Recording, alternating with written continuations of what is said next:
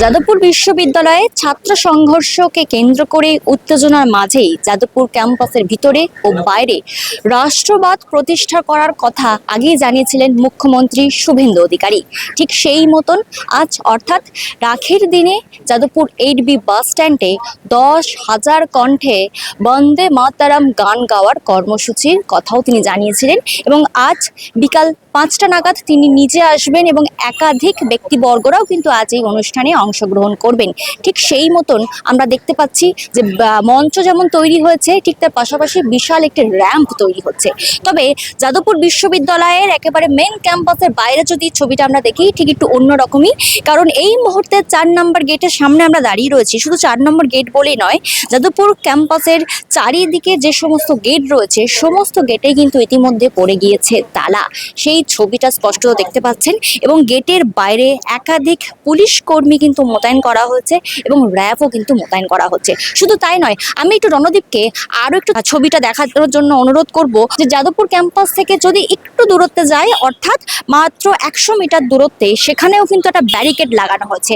অর্থাৎ আগে ভাগে কিন্তু সতর্কতার জন্য এই নিরাপত্তা বলয়ে একেবারে ঘিরে ফেলা হয়েছে কলকাতা পুলিশের তরফ থেকে, যাতে কোনো রকমভাবে কোনো অপ্রীতিকর পরিস্থিতি তৈরি না হয়, যাতে বাইরে থেকে কোনো অজ্ঞাত পরিচয় কোনো ব্যক্তি এই আজকের অনুষ্ঠান, যেটা প্রথম পালা বদলের পর বিজেপির তরফ থেকে করা হচ্ছে, সেই অনুষ্ঠানে কোনো রকম বিঘ্ন ঘটে তার জন্যই আগে ভাগে যেমন নিরাপত্তা বলয়তে চারিদিকে মঞ্চ থেকে শুরু করে 8B বাস স্ট্যান্ড থেকে যাদবপুর পুলিশ স্টেশন পর্যন্ত এই যে বিশাল আকৃতির যে র্যাম্প করা হচ্ছে, সেই র্যাম্পের ঘাটে ঘাটে পর্যন্ত কিন্তু সিসিটিভি ক্যামেরা থেকে শুরু করে একাধিক পুলিশ বাহিনী এবং র্যাবও মোতায়েন করা হচ্ছে।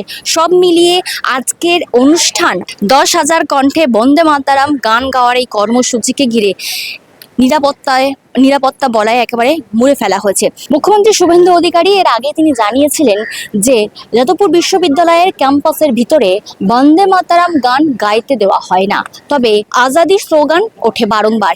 এই নিয়ে কিন্তু তিনি বিভিন্ন ধরনের মন্তব্য যেমন করেছিলেন, ঠিক তার পাশাপাশি এই বিষয় নিয়ে বিতর্কেও সৃষ্টি হয়েছিল। ঠিক তেমনি তিনি বলেছিলেন যে রাষ্ট্রবাদ প্রতিষ্ঠা করার দাবি নিয়েই আজকের এই যে কর্মসূচি, সেই কর্মসূচিকে ঘিরে যেমন নিরাপত্তা বলয়ে বেষ্টনীতে মুড়ে ফেলা হচ্ছে, ঠিক তার পাশাপাশি ক্যাম্পাসের যে চত্বরের যে ছবি, সেই ছবি কিন্তু সরাসরি আপনারা দেখতে পাচ্ছেন। পুলিশের তরফ থেকে যেমন নিরাপত্তা, শুধু তাই নয়, কেন্দ্রীয় বাহিনীও কিন্তু চারিদিকে রয়েছে। তো বোম স্কোয়াড থেকে শুরু করে স্নিফার ডগ সমস্ত কিছুই নিয়ে আসা হয়েছে। অর্থাৎ আজকের এই যে অনুষ্ঠান, সেই অনুষ্ঠানে কোনো রকম ভাবেই যাতে বিঘ্ন না ঘটে, সেই ছবি সরাসরি আপনাদের সকলের সামনে তুলে ধরলাম। ক্যামেরায় রণদীপের সঙ্গে প্রিয়াঙ্কা পাত্রের report, the wall news, Kolkata.